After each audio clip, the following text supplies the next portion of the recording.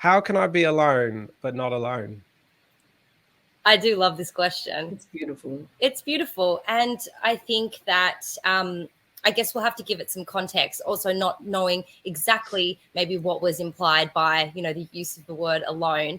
When I hear it, I kind of think, how can I be alone but not lonely? I think in our, particularly in Western societies, we really do have this notion that being by yourself is somehow being lonely. And it's a bit of a mistake to immediately correlate the two.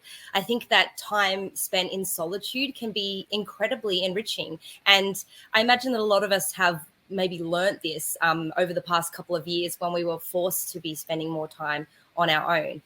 That being said, we are incredibly social species, and a lot of the most enriching parts of our lives are the times that we spend connected with other people. So I can completely understand how someone would go, okay, so I don't want to really be on my own, but I also still want to be maybe left alone from time to time. And, in psychology, we also have means of sort of testing one's personality. There's something called a Big Five, and that often puts people on a scale of sort of introversion to extroversion. I don't know if any of you have ever done one of these, but a lot of people find themselves at different parts of this scale. I have done this many times. I always end up smack bang in the middle. So I do love my time with people. I love socially connecting, but I also like time alone to recharge.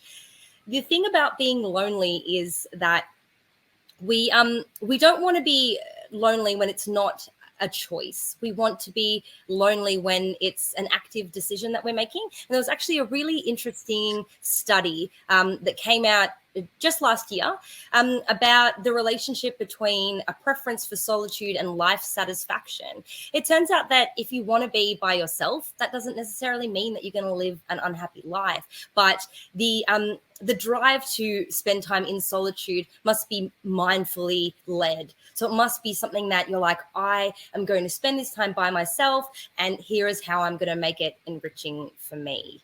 So I think that, by all means, you can have this quest of having your alone time. But I do think that none of us sort of make it out there without people by our side to support us, to rely on when we need them. I think that if you're just very clear with the people that you're close to about what this alone time means for you and how important it is.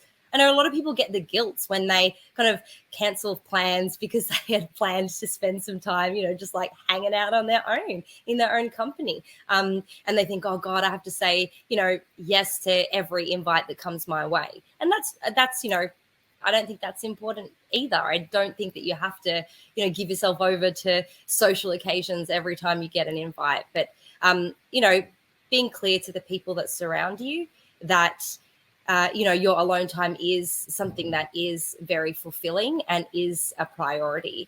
And then, give yourself permission to enjoy it. I have to say that I might have on occasion wished for a cheeky little lockdown over the last few months. Just to slow things down a little bit.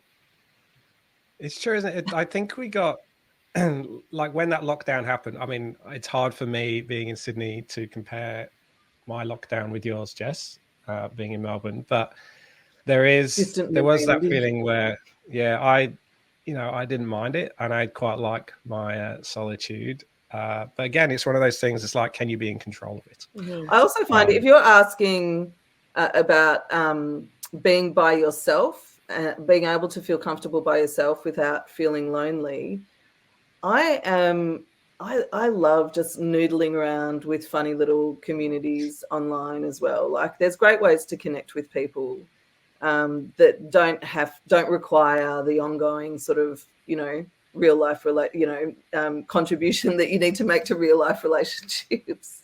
Yeah, that's good. That's good. I'm going to share a book that I read recently, which is really it's kind of a great story about being alone. So I'm just going to stick it in the chat there. It's very entertaining. There's also another one, Quiet by Susan Cain, who's an amazing researcher, and she talks about the power of introverts. There we go.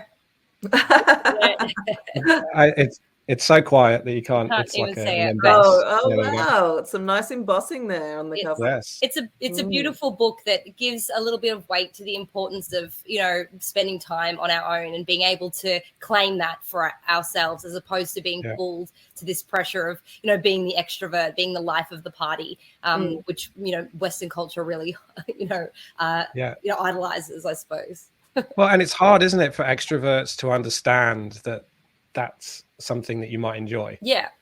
Although another interesting part of the equation is when you look at the research is that introverts also really do benefit from and find a lot of well-being when they do connect socially. But those social connections need to be quite rich and deep.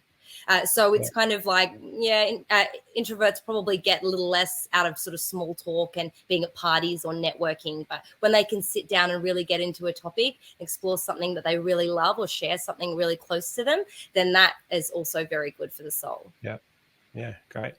I I bought this book because I am more of an introvert and my wife is more of an extrovert and my daughter is more of an introvert. And so we're going to read it together. Sounds like a party. Because, it does, doesn't it?